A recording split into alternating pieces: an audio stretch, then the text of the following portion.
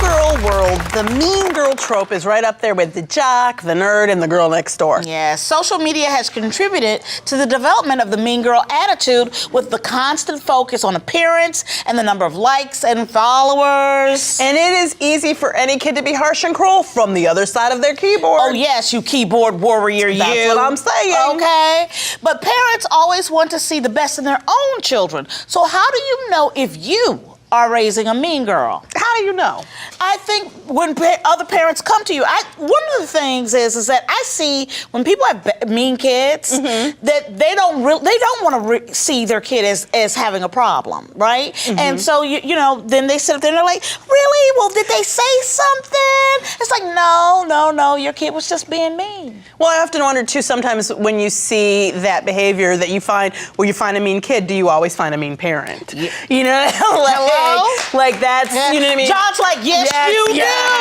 He's like, yes. Well, joining us today in studio is Dr. Romi Mouhibian. Welcome to Me Time, Dr. Mouhibian. Thank you. Thank you for being here. So, how do I know if I'm raising a mean girl? That's a really good question. I think what you said is absolutely correct, that when we have children, it's very hard to look at our own child and see that, right? We want to believe the best in our children all the time. So I think what's really important is, just paying attention to what your daughter is saying, what she's talking about with her friends, the type of conversation she's having, what she's focused on, right? You were mentioning with social media and everything, you know, popularity is a huge thing that girls focus on, all children focus on, but especially young girls. And that hyper-focused sense of being so focused on being popular can be a really big telltale sign that something's going on. My question too is like, what if your child excludes other kids? Like it's always pushing people out of the group as opposed to welcoming. I think that's one of those traits too, and that's right? the biggest thing. I think, you know, boys and girls are very different with the type of bullying they do. So when we're talking specifically about girls, it's a lot of that social bullying where they're trying to isolate the other individual. They're trying to make them the other, maybe gossiping about them, not letting them come play with the group, you know, whatever it might be. So paying attention, you know, are they part of the, you know, we don't like Marissa group? Right. Exactly. And those are things that I'm sure we've all encountered growing up, but you want to pay attention. Is my daughter talking about these things with her friends, or her friends bringing it up, you know, in front of you? What are parents doing? Like, do you think that this mean girl behavior is being modeled by parents? Like, where is it? Are there things that parents are doing that contribute to this? Of course. I think in a couple different ways parents can contribute to this. So one way is kids are sponges. They're constantly picking up what their parents are doing and saying, and they're more likely to act like their parents, right? In addition to that, I think a lot of times children who bully, whether they're boys or girls, at home, they feel like they're not being heard, like they're not being respected, and they feel like their parents are angry at them a lot of the time.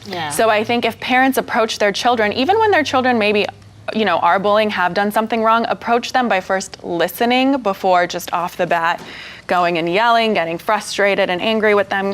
That can be something that can help, right? Because again, if a child's feeling bullied at home, feeling powerless at home, they're more likely to go to school and do that. They'll act out. Here's my thing. I feel like it's different now than when I was coming up. When I was coming up, everybody took a turn being the outcast, right? Yeah, it was just your turn. It was just your turn. It's your turn. This week's my turn. 11 o'clock Wednesday, I'm out. Right. 11:15, I'm not speaking to me this week. You know what I'm saying? And then you get your turn, and then you get back in. But it feels like the kids aren't getting back in.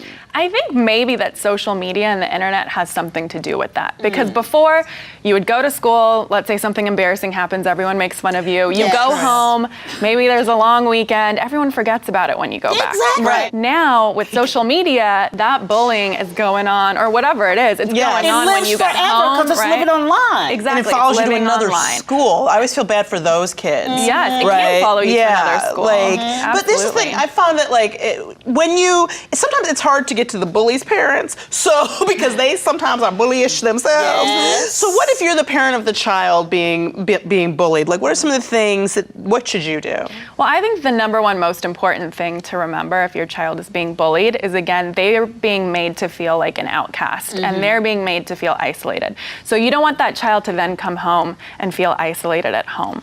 So listen to your child. Let them know what's going on with the bully, what's going on at school isn't about them, but is more about the bully. Kind of psychoeducate them about why bullies bully. Right. Put labels on these things so the child can understand it's not about me, it's more about the bully. Listen. I need to listen. Thank you so much, Dr. Mouhibian. Thank you so much. Me Time with Frangela.